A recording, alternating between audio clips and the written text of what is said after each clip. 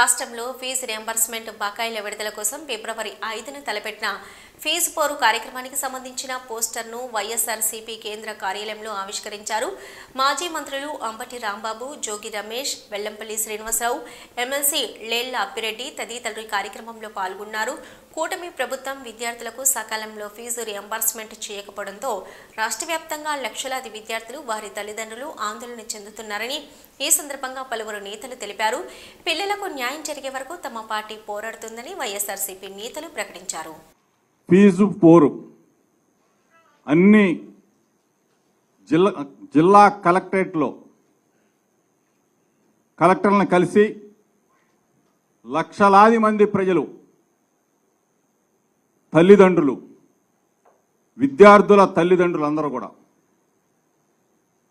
అందరినీ కూడా కలుపుకొని విద్యార్థుల పక్షాన, తల్లిదండ్రుల పక్షాన ఈరోజు రాష్ట్ర ప్రభుత్వం,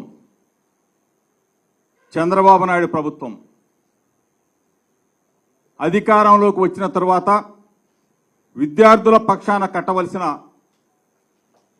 బకాయిలు, విద్యా దీవెన, వసతి దీవెన బకాయిలు కట్టకుండా విద్యార్థులని నట్టేట ముంచే కార్యక్రమం.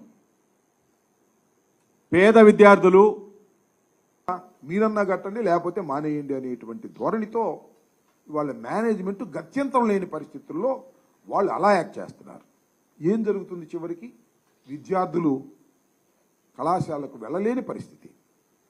పేద విద్యార్థులైతే ఏ కూలికో నాలికో వెళ్ళి కాలం గడపాల్సినటువంటి పరిస్థితి. చదువుకొని భావి భారత పౌరుడిగా ఎదిగి అవసరమైతే విదేశాలకు వెళ్ళి ప్రతిభను చాటవలసినటువంటి విద్యార్థి చంద్రబాబు నాయుడు గారు ఫీజు రియంబర్స్మెంట్ కట్టకపోవటం వలన ఒక కూలీగానో, ఒక అనాథగానో మిగిలిపోవటం ఇది సమంజసమేనా? గౌరవ ముఖ్యమంత్రి గారు ఆలోచించాలి. ఎన్నో వాగ్దానాలు చేశారు మీరు. విద్యార్థులకు అది చేస్తాం, ఇది చేస్తామని చెప్పారు. ఇలాంటి సందర్భంలో మాకు గుర్తొచ్చేది డాక్టర్ వైఎస్ రాజశేఖర రెడ్డి గారు. ఫీజు రియంబర్స్మెంట్ని దేశంలో ఎక్కడా లేకపోయినా ఈ ఆంధ్ర రాష్ట్రంలో ప్రవేశపెట్టి ప్రతి పేద విద్యార్థి చదువుకోవాలి.